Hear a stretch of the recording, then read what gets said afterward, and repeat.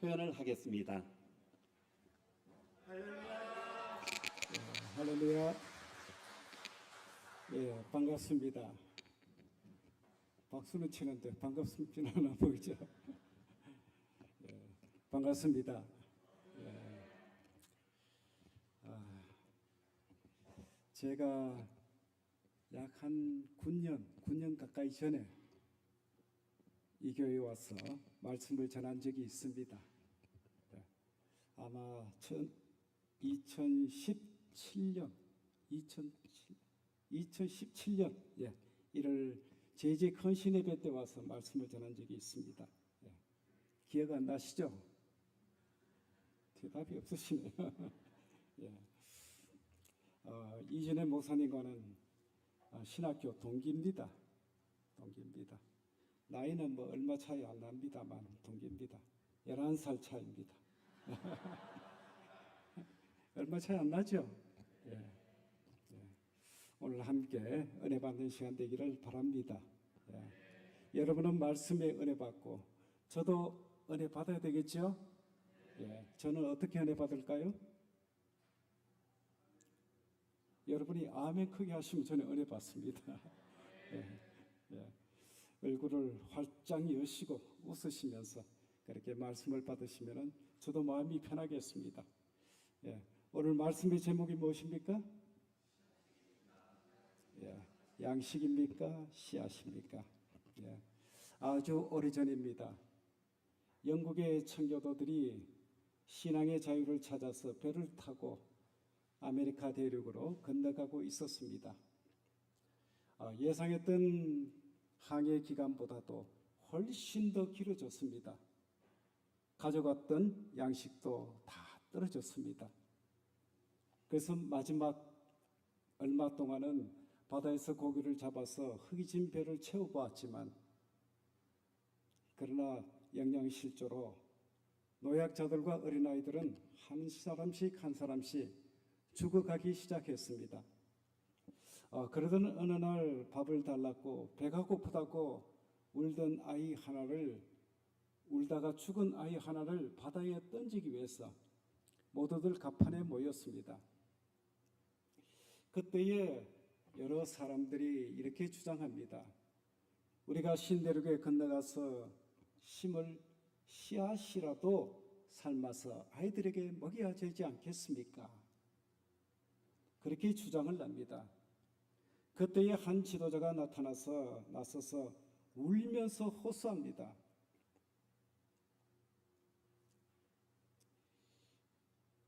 내 아이도 지금 죽어가는 모습을 보면서 내 마음이 몹시 아픕니다. 그리고 지금 이 죽어서 바다에 던지기 위해서 이 자리에 모인 여러분만큼이나 내 마음이 아픕니다. 그러나 이 종자는 배고프다고 한 번 먹어버릴 것이 아닙니다. 우리가 신대륙에 도착하면 그것을 뿌려서 그 열매를 우리가 먹어야 하고 그리고 또 우리 후손들도 대대로 먹어야 될 씨앗입니다. 그렇게 호소를 했습니다. 이것이 바로 양식과 씨앗의 차이입니다. 여러분, 양식은 한 번 먹으면 배부릅니다. 그리고 그것으로 끝나고 맙니다. 그렇지만 씨앗은 밭에 나가 뿌리게 되면 없어지는 것 같지만 그것이 나중에 열매가 되어서 다시 돌아오게 되는 것입니다. 그러므로 지혜로운 농부는 아무리 배가 고파도 씨앗을 삶아 먹지 않습니다.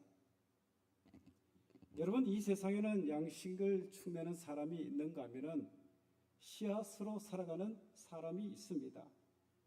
우리의 삶에도 양식이 있는가 하면은 씨앗이 있습니다. 신앙생활에도 양식이 있는가 하면은 씨앗이 있습니다.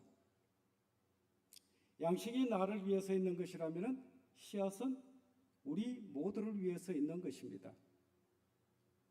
양식이 오늘을 위해서 있는 것이라면은 씨앗은 내일을 위해서 있는 것입니다.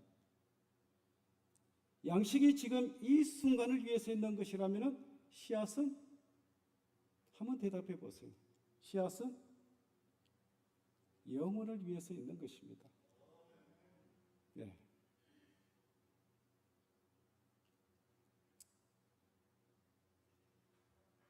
오늘 본문이 우리에게 주시는 첫 번째 교훈은 우리는 양식이 아니라 씨앗이 되어야 한다는 사실입니다. 우리 한번 읽어보십시다. 시작. 양식이 아니라 씨앗이 되어야 합니다. 예, 양식이 아니라 씨앗이 되어야 합니다. 우리가 잘 아는 대로 아브라함에게는 100세에 얻은 아들 이삭이 있었습니다. 자신의 생명보다도 더 소중한 자식입니다. 100세에 얻었으니까 얼마나 사랑스러웠겠습니까? 저희 집 막둥이가 제가 48에 얻었습니다. 48이에요. 안 놀리시네요. 48에 얻었으니까 얼마나 이뻐요. 정말로 이뻐요. 근데 아브라함은 몇 세에 얻었어요? 100세에. 그러니까 얼마나 귀엽고 얼마나 사랑스럽겠습니까? 그 아이가 자라나면서 재롱을 피우기 시작합니다. 아브라함이 어떻겠습니까? 혹 빠져들죠. 그러자 차차 자라면서 하나님보다도 이 아이가 더 사랑스러워가는 겁니다. 그러자 어느 날 하나님으로부터 청천벽력 같은 그런 명령이 떨어졌습니다. 겉으로 사랑하는 아들을 번제로 드리라는 겁니다. 아브라함은 다음날 아침 일찍 일어나서 그 아들 이삭을 데리고 번제로 드리기 위해서 길을 떠납니다. 아브라함은 하나님께서 지시하신 곳에 이르러 제단을 쌓고 나무를 벌려놓고 그리고 아이를 묶어서 그 단 위에 얹었습니다. 그런 다음에 칼을 들어서 찌르려고 합니다. 그 순간에 다급하게 부르시는 하나님의 음성이 들려왔습니다. 아브라함아, 아브라함아, 그 아이에게 손을 대지 말라. 네가 네 아들 내 독자라도 내게 아끼지 아니하였으니 내가 이제야 네가 나를 경외하는 줄을 아노라. 그렇게 하나님은 아브라함을 시험하신 다음에 그 아들을 다시 돌려주셨습니다. 그런 다음에 이 사건은 축복으로 끝을 맺고 있습니다. 오늘 본문 17절과 18절 우리 같이 다시 한번 읽어보도록 하겠습니다. 우리 같이 읽어봅니다. 시작. 내가 내게 큰 복을 주고 내 씨가 크게 번성하여 하늘의 별과 같고 바닷가의 모래와 같게 하리니 내 씨가 그 대적의 성문을 차지하리라. 또 내 씨로 말미암아 천하 만민이 복을 받으리니 이는 내가 나의 말을 준행하였음이니라 하셨다 하니라. 아멘. 하나님은 아브라함을 처음 부르신 다음에도 축복을 주셨습니다. 그 내용이 창세기 12장에 나옵니다. 그리고 하나님은 그 축복을 여러 번 확인해 주셨습니다. 창세기 15장에서도 17장에서도 18장에서도 그 축복을 확인해 주셨습니다. 그리고 오늘 보면 22장에 와서 아브라함이 아들 이삭을 하나님께 번제로 드린 다음에 또다시 축복을 해 주십니다. 그런데 그 축복의 내용을 살펴보면 동일합니다. 똑같습니다. 그런데 하나님께서 처음 축복해 주셨던 창세기 12장의 축복과 오늘 본문의 축복에 딱 다른 점이 하나 있습니다. 창세기 12장에는 씨라는 말이 없습니다. 우리 12장, 창세기 12장, 우리 1절과 2절, 3절 우리도 같이 한번 보십시다. 시작. 여호와께서 아브라함에게 이르시되 너는 너의 고향과 친척과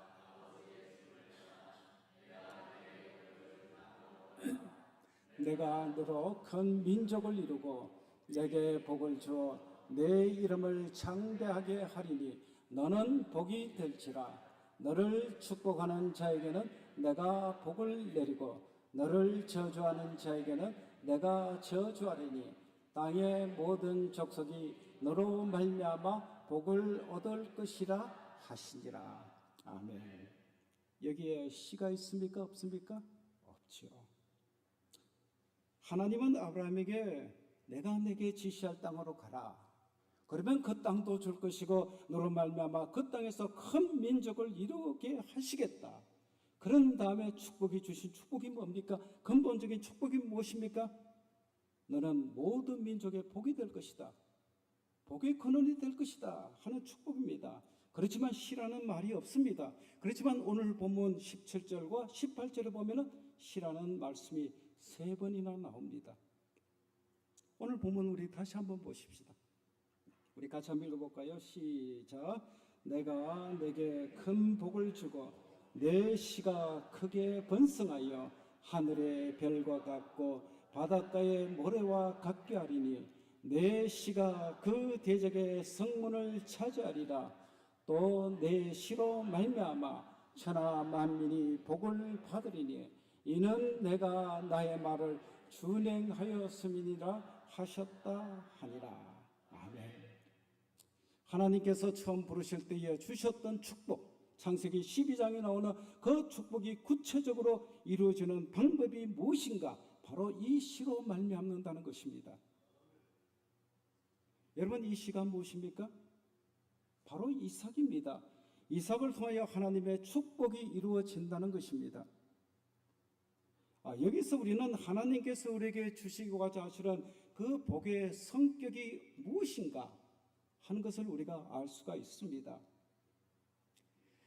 하나님께서 우리에게 복을 주시는 것은 내 혼자 받아서 내 혼자 잘 쓰고 잘 누리고 즐기라고 주시는 것이 절대로 아닙니다. 여러분, 그렇게 되면 그것은 바로 양식이 되고 마는 것입니다. 그러나 내가 가진 것은 내 것이 아니라 하나님께서 나에게 주신 복이다 하는 것을 인정하고 선포하고 그것을 다른 사람들에게 나누면서 살아갈 때에 그것이 바로 축복이 씨앗이 되는 것입니다.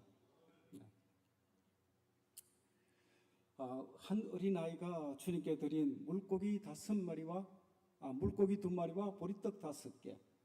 여러분, 그 아이가 먹고 말았다면 그것은 양식입니까? 씨앗입니까? 양식이죠. 양식입니다. 그러나 주님께 드렸을 때에 5,000명이 먹고도 12바구니가 남았습니다. 여러분, 이것이 바로 씨앗입니다. 여러분, 오늘날 우리나라뿐만 아니라 전 세계를 한번 보세요. 혼자서 5,000명분의 음식을 먹는 사람이 있습니다. 혼자서 먹는 사람이 있어요. 그런가 하면 어떤 사람은 5,000명을 먹여 살리는 사람이 있습니다. 여러분, 우리는 자녀들에게, 요즘은 그런 부모들 안 계실 겁니다만 저희가 어릴 때만 해도 부모들 보면은 그렇게 말씀하시는 분들이 들어 있었습니다. 공부해서 남주나 열심히 공부해라. 여러분, 들어보셨죠? 열심히 돈 벌어라. 돈 벌어서 남주나. 여러분, 그렇게 교육을 시킵니다.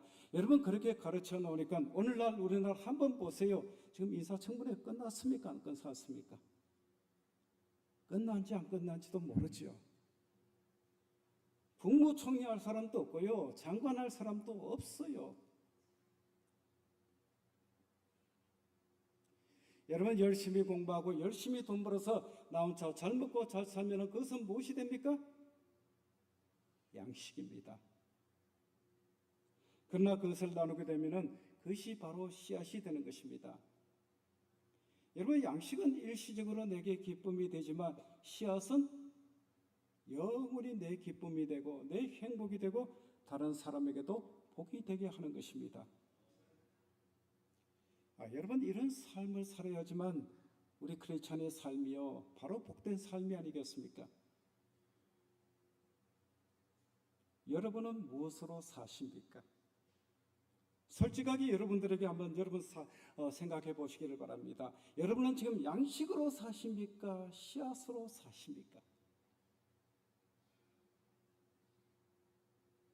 여러분의 직장과 여러분의 사업은 양식입니까? 씨앗입니까?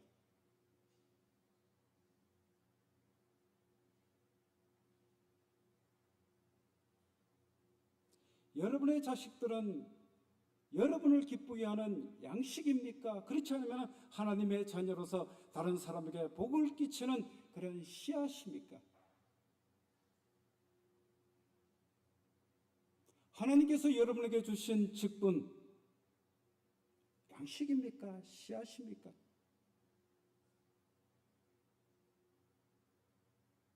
하나님께서 여러분에게 주신 물질과 재능, 여러분 양식입니까? 씨앗입니까? 대답하기 어려우시죠?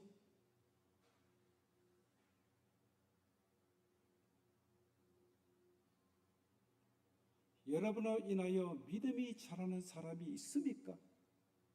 여러분을 인하여 복을 받는 사람이 있습니까? 여러분 때문에 행복해하는 사람이 있습니까? 그렇다면 여러분은 씨앗의 인생입니다.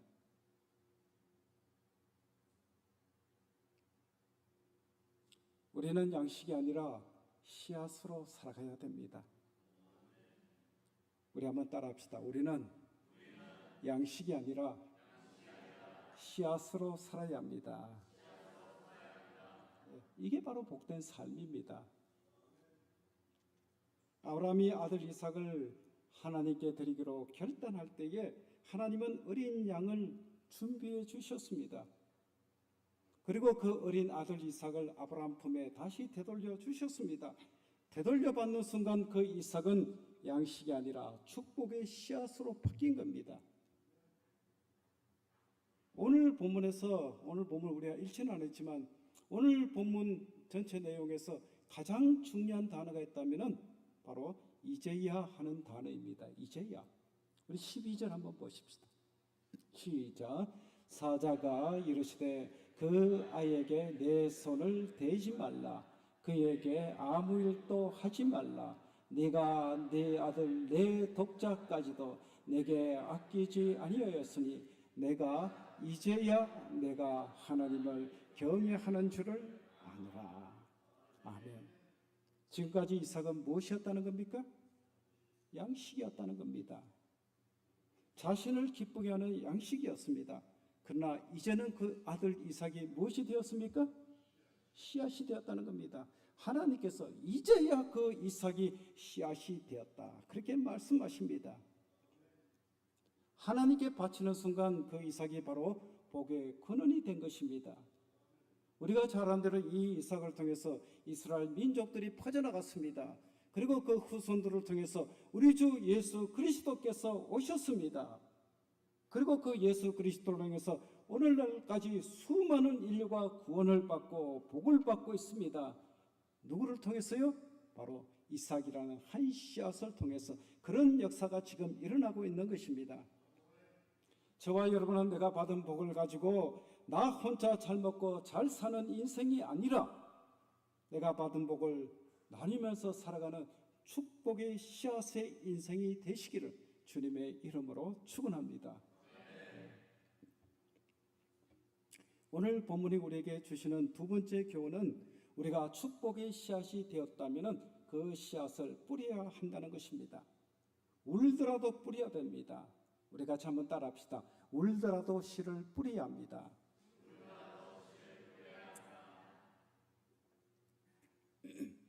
여러분, 내 몸을 바치면서, 내 시간을 바치면서, 내 물질을 바치면서 주의 일을 하고 헌신하고 충성한다는 것, 이게 결코 쉬운 일이 아닙니다. 어려운 일이에요. 그러나 시편 126편 5절에 보면은 눈물을 흘리며 씨를 뿌리는 자는 기쁨으로 거두리로다. 여러분, 이 시편의 배경이 있습니다. 이스라엘 백성들이 바벨론의 포로로 70년간 끌려가서 노예 생활하다가 돌아온 것을 배경으로 하는 시입니다. 우리 1절 우리 같이 한번 보십시다. 시작. 여호와께서 시온의 포로를 돌려보내실 때에 우리는 꿈꾸는 것 같아도다. 네, 아멘. 70년 동안 포로 생활하다가 고향으로 돌아올 때에 그들이 정말 꿈꾸는 것 같지 않겠습니까? 얼마나 기뻤겠습니까? 이스라엘 백성들은 70년 만에 돌아왔습니다. 70년 만에. 그들이 돌아올 때에 꿈과 희망을 가지고 돌아왔습니다. 여러분, 얼마나 감격하면서 돌아왔겠습니까? 그런데 막상 돌아보니까 너무너무 실망스럽습니다. 왜 그럴까요? 예루살렘 성은 다 무너졌습니다. 살 집도 없습니다. 땅은 황폐해져 있습니다. 그런 곳에 땅을 갈고 씨를 뿌려서 농사를 짓는다는 것, 이게 보통 어려운 일이 아닙니다. 더군다나 바벨론에서 예루살렘까지 거리가 2,000km가 넘습니다. 그 돌아오는 길에 양식은 거의 다 떨어졌습니다. 남은 것이라고는 종자로 설 씨앗밖에 없습니다. 여러분 얼마나 배가 고팠겠습니까? 그 씨앗이라도 삶아 먹어야 될 형편입니다. 그렇지만 그들은 눈물을 머금고 그 씨를 가지고 밭에 나가서 뿌립니다. 그러면서 노래하는 시가 바로 이 시편 126편입니다. 우리 5절과 6절 한번 보십시다. 시작. 눈물을 흘리며 씨를 뿌리는 자는 기쁨으로 거두리로다. 울며 씨를 뿌리러 나가는 자는 반드시 기쁨으로 그 곡식단을 가지고 돌아오리라. 아멘. 아버지와 어머니는 배고프다고 우는 아이들을 뒤로 하고 그 씨를 가지고 밭에 나가서 뿌립니다. 자신들도 울면서 씨를 뿌립니다. 지금보다도 내일이 더 중요하기 때문에 울면서 그 씨를 뿌리는 것입니다. 여기서 우리는 극한 상황 가운데서도 좌절하지 아니하고 체념하지 아니하고 나가서 씨를 뿌리는, 내일을 바라보면서 씨를 뿌리는 그 이스라엘 백성들의 민족성을 엿볼 수가 있습니다. 이런 정신을 가지기에 지금 이스라엘 나라뿐만 아니라 전 세계에 흩어져 있는 이스라엘 백성들이 얼마가 되느냐? 1,500만 명도 안 됩니다. 이렇게 작은 나라가 지금 엄청난 나라가 되지 않았습니까? 그들이 지금 미국을 움직이고 있어요. 보이지 않게 움직이고 있습니다. 그러니까 전 세계를 지금 움직이고 있는 것입니다. 여러분 정말로 탁월한 민족입니다. 그들이 이렇게 탁월한 것은 그들의 민족성 때문입니다. 그들은 극한 상황 속에서도 좌절하지 않고 씨를 뿌렸던 것입니다. 오늘날 우리 세대를 보면 저는 참 안타까워요. 지금 또 우리는 다시 씨를 뿌려야 됩니다. 우리가 70년대, 60년대 말부터 70년대, 80년대 초까지 얼마나 열심히 씨를 뿌렸습니까? 그렇죠? 여기 연세 드신 분들, 70세 이상 되신 분들 정말로 열심히 살았습니다. 그런데 오늘날 어떻습니까? 특별히 우리 신앙 환경이 정말로 자꾸 나빠지고 있지 않습니까? 한국 교회가 점점 약해져 가고 있습니다. 기독교 인구는 점차 줄어들고 있습니다. 젊은이들이 교회를 떠나고 있습니다. 주일학교가 지금 너무나도 지금 연약합니다. 주일학교 없는 교회가 얼마나 많습니까? 그것도 오늘 성만교회 보니까 영화실에는 아이들이 좀 많이 보이네요. 그나마 다행이에요.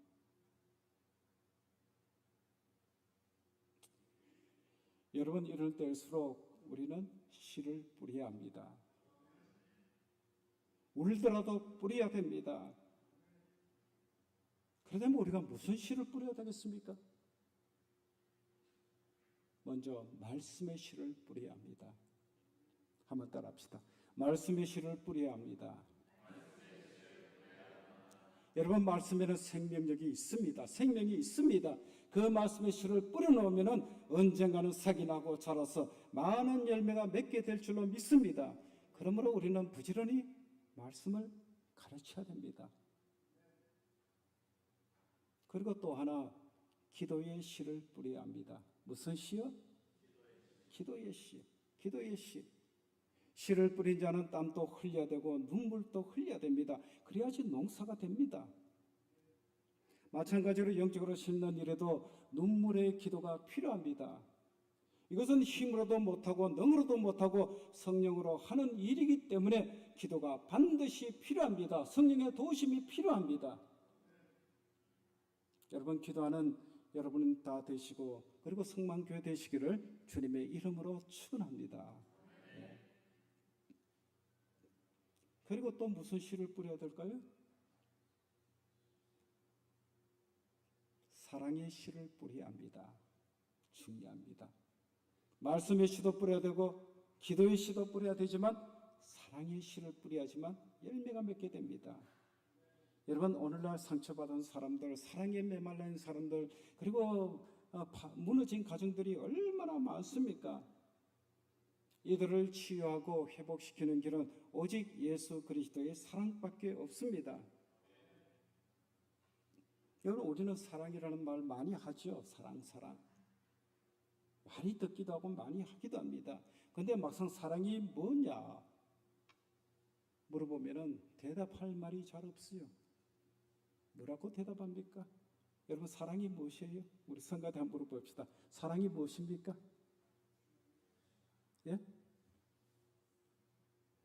안 들립니다. 예? 잘 안 들립니다. 미안합니다. 예. 사랑이 뭐냐 그러면은 똑부러지게 할 말이 잘 없습니다. 제가 퀴즈를 하나 내겠습니다. 맞춰보시기를 바랍니다. 넌센스 퀴즈입니다. 어느 날 김치만두가 김치에게 사랑을 고백했습니다. 뭐라고 고백했을까요?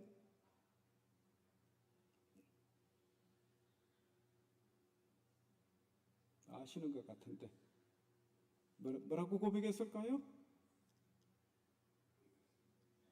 내 안에 네가 있다. 내 안에 네가 있다. 그렇게 고백했습니다. 여러분, 오래전에 그 파리의 연인이라는 드라마에 나와서 유명해졌다는 그런 겁니다. 내 안에 내가 있다. 이 고백. 내 안에 내가 있다는 말이 무엇입니까? 내 안에, 내 의식 속에, 내 마음 속에 꿈쩍하지 않으려고 자리 잡고 앉아서 내 마음을 송두리째 빼앗아가는 존재, 사사건건 나를 지배하고 나를 이끌어가는 존재, 그 존재에 대한 사랑의 고백이 바로 내 안에 네가 있다 하는 것입니다. 여러분, 사랑의 표현으로 치자면은 문학 작품만한 것이 없죠. 문학은 사랑을 노래하는 것이죠. 제가 많이는 안 읽었지만 읽은 그 문학책 가운데 가장 기억에 남는 사랑의 표현이 있습니다. 에밀리 브란테의 폭풍의 언덕이라는 소설에 보면은 여주인공 캐서린이 히스클리프에 대한 사랑을 자신의 그 유모에게 그렇게 고백하는 그런 내용이 나옵니다. 그런 대사가 나오는데 이게 명대사예요. 이렇게 말을 합니다. 내가 겪은 고통은 모두 그의 고통이었어. 사랑하면 마음이 아프죠. 아플 때도 있죠. 내가 겪은 고통은 모두 그의 고통이었어. 그러면서 그녀는 이렇게 결론을 짓습니다. 내가 바로 히스클리프야. 그는 언제나 언제까지나 내 마음 속에 있어. 바로 나 자신으로 내 마음 속에 있는 거야. 다시 말해서 그가 나고 내가 그라는 겁니다. 별로 느낌이 안 오시네요. 아주 강력한 사랑의 표현입니다. 이게 굉장히 유명한 대사예요. 얼마나 유명했길래 여러분 미우라 아야코의 그 빙점이라는 소설 아시죠? 굉장히 유명한 소설인데 그 읽다 보면 거기도 이 대목을 인용을 해요. 여러분, 그런데 내 안에 내가 있다. 이 말의 원조는 따로 있습니다. 따로 있어요. 누굴까요? 누굴까요? 우리 주 예수 그리스도입니다. 요한복음 14장 20절 우리 같이 한번 보십시다. 시작.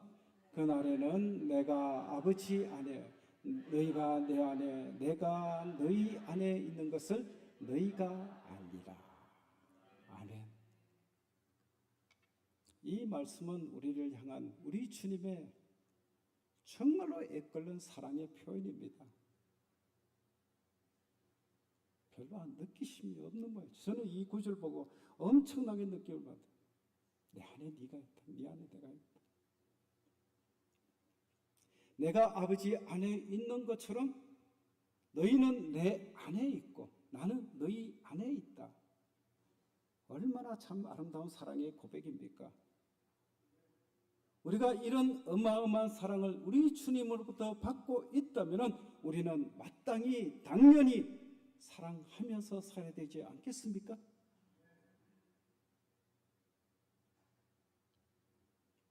여러분, 우리는 세상 모든 사람들 다 사랑해야 됩니다. 그렇지만 우리가 세상 여러분 70억이 넘는 인구를 다 사랑하지 못한다 할지라도 우리 주변에 있는 사람들, 특별히 여러분의 자녀들, 여러분의 손자, 손녀들, 그리고 성만교회에 자라나는 이 세대를 위해서, 그리고 다음 세대들을 여러분 사랑으로 여러분의 마음속에 품으시고 말씀의 씨, 기도의 씨를 뿌리시기를 바랍니다.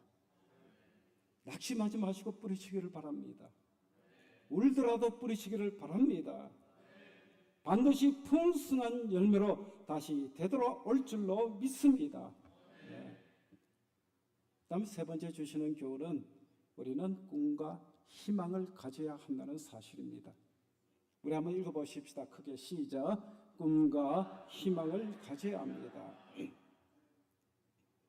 여러분, 꿈과 희망을 가진다는 것이 무슨 의미입니까? 그것이 바로 그대로 이루어질 것이다 하는 믿음이 있다는 겁니다. 믿음이 있기 때문에 꿈을 가지고 희망을 가지는 것입니다. 제가 초등학교 다닐 때에 선생님이 치던 풍금 반주, 그때는 뭐 피아노도 없었어요. 풍금이죠. 풍금 반주에 맞춰서 부르던 노래가 있었습니다. 그 노래가 무슨 노래냐? 메아리라는 노래입니다. 아마 다 아실 겁니다. 산에 산에 산에는 산에 사는 메아리. 이렇게 하면 찬송가들 따라와야죠. 언제나 찾아와서 외쳐 부르면 반가이 대답하는 산에 사는 메아리. 그런데 문제가 생겼어요. 제가 가사를 까먹은 것이 아니라 벌거벗은 우리 산에 그 메아리가 살 수 없어서 가버렸다는 겁니다. 그래서 그 다음 노래가 어떻게 나옵니까? 어떻게 나옵니까? 산에 산에 산에다 나무를 심자 메아리.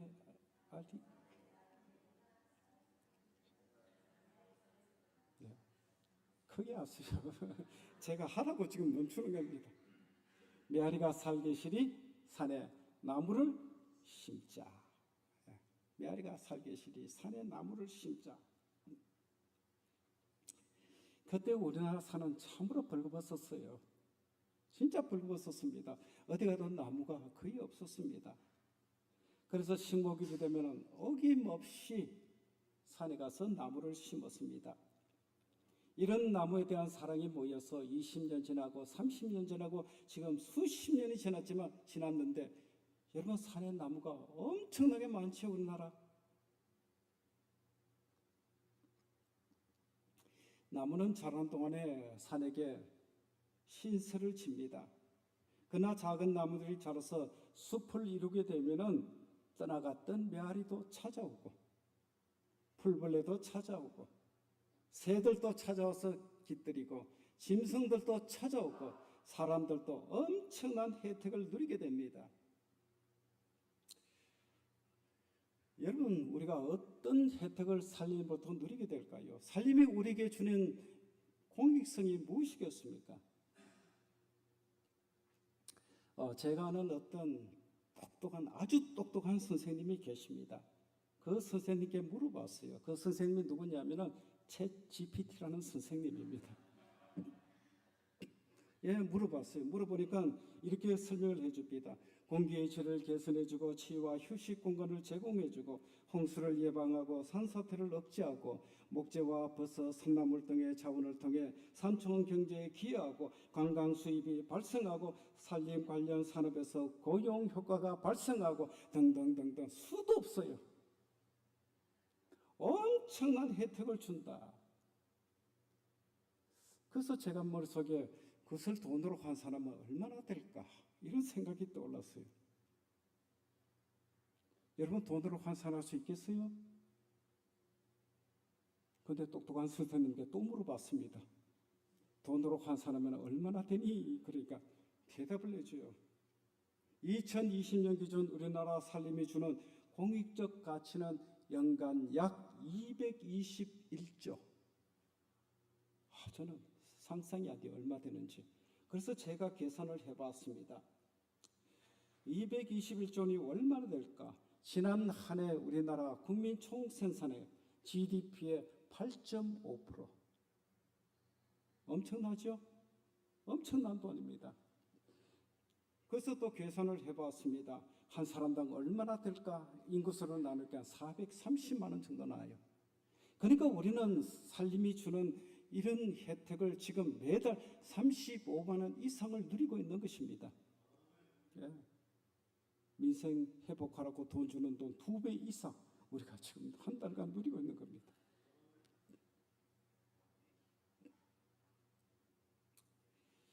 오늘날 한국교회 주일학교 중고등부 우리 또 청년들을 생각하면 참 마음이 많이 아픕니다. 주일학교가 정말 벌거숭이 산이 되었습니다. 정말로 안타까운 일입니다. 저는 오늘 여러분에게 특별히 교사 선생님들에게 당부하고 싶은 말이 있습니다. 벌거벗은 주일학교가 푸른 산으로 바뀌어지는 그런 꿈을 꾸시기를 바랍니다. 교사 여러분들은 주일학교라는 벌거벗은 산에 씨를 뿌리고 나무를 심는 사람들입니다. 교사 여러분의 이름도 없이 빛도 없이 학생들을 가르치며 섬기며 그리고 아침부터 늦은 시간까지 수고하는 이유가 무엇입니까? 여러분 왜 그렇게 합니까? 그 이유는 두 가지입니다. 하나는 여러분이 하나님의 은혜를 많이 받았기 때문입니다. 하나님은 많이 받은 자에게 많은 것을 요구하십니다. 오늘 보면 창세기로 돌아가서 아브라함은 하나님께서 준비해 주신 양을 잡아서 제사를 드립니다. 그 양이 타서 연기로 사라지고 있습니다. 아브라함과 이삭이 그 제사를 드리면서 그 양이 타서 연기로 사라지는 것을 보면서 여러분 어떤 생각이 들었겠습니까? 지금까지 아브라함과 이삭은 수없이 많은 제사를 드려왔습니다만 지금 드리는 제사는 그런 제사와 다릅니다. 심정이 완전히 다릅니다. 저 양이 아니었더라면 내 아들 이삭이 저렇게 타서 죽을 것인데 이삭의 입장에서는 어떻습니까? 저 양이 아니었다면 내가 지금 타서 연기로 사라지고 있을 텐데 여러분 어떻게 무의미하게 그렇게 제사를 드릴 수가 있겠습니까? 여러분 감사와 감격 없이 눈물 없이는 드릴 수가 없는 것입니다. 그런데 우리는 아브라함과 이삭과는 비교할 수도 없는 하나님의 사랑을 받은 자들인 줄로 믿습니다. 왜 그럴까요? 나 대신 어린 양이 죽은 것이 아니라 누가 죽으셨습니까? 하나님의 가장 사랑하시는 아들 예수 그리스도께서 바로 저와 여러분들을 위해서 십자가에서 죽으셨습니다. 여러분은 하나님은 그 아들 예수 그리스도를 얼마나 사랑하셨습니까? 하늘의 천사보다도 더 사랑하셨고요. 이 우주 만물의 피조물보다도 더 사랑하신 아들입니다. 그 아들을 우리를 구원해 주시기 위해서 십자가에서 손발에 못이 박히게 하셨고요. 가시 멸류관을 쓰게 하셨고요. 그리고 창에 옆구리에 창에 찔리게 하셨습니다. 십자가에서 고통받는 그 아들을 차마 볼 수가 없으셔서 하나님은 하늘을 캄캄하게 만드셨고 땅도 울었다고 그랬습니다.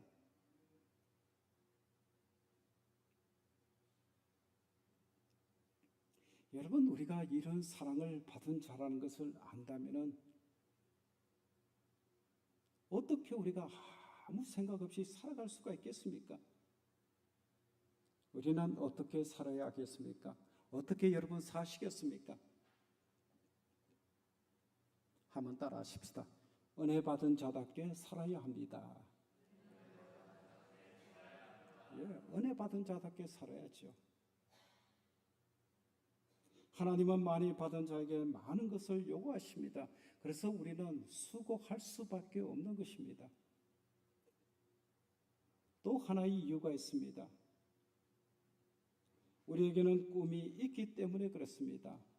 꿈이 있기 때문에 우리는 아이들을 가르치고 힘들더라도 양육해 나가야 하는 것입니다. 여러분 그 꿈은 어떤 꿈이냐? 우리가 가르치고 그리고 양육한 아이들 가운데 성만교회를 살리고 한국교회를 살리고 이 나라 이민족을 살리는 위대한 인물이 나올 것이다 하는 그런 꿈 말입니다. 여러분 그 꿈과 그 희망을 가지시기를 바랍니다. 지금 우리 아이들 보면은 자라는 묘목과 같이요. 부지런히 물을 주고 그름을 줘도 잘 자라지 않는 것 같습니다. 헛수고하는 것 같습니다. 그리고 교회에 재정만 낭비하는 것 같습니다. 그러나 지금 우리가 말씀과 기도로 사랑으로 그들을 키우고 양육하고 돌보면은 20년 후, 30년 후 그 나무들이 자라서 큰 나무가 되리라는 꿈. 여러분 그들이 그렇게 자라나고 나면은 그들이 성만교회를 변화시켜 나갈 것이고 이 나라 이민족의 교회를 변화시킬 것이고 우리나라를 다시 새롭게 할 것입니다. 이런 꿈을 꾸시기를 바랍니다. 여러분 이 꿈이 이루어질 때는 우리는 그들로부터 엄청난 혜택을 우리가 도로 누리게 될 것입니다. 그런 사람이 성만교회에서 한 사람이라도 나온다면은 여러분의 수고는 결코 헛되지 않을 것입니다. 여러분 이 꿈 때문에 우리가 수고하는 것이 아니겠습니까? 말씀을 맺습니다.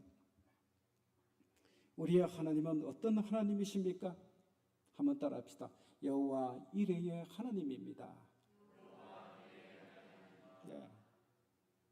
이미 우리 평생에 먹을 것을 다 준비해 놓으시고 때가 되면 적절하게 공급해 주시는 하나님이십니다. 그런데 왜 우리는 무엇을 먹을까, 무엇을 입을까, 무엇을 마실까 여러분 염려하십니까?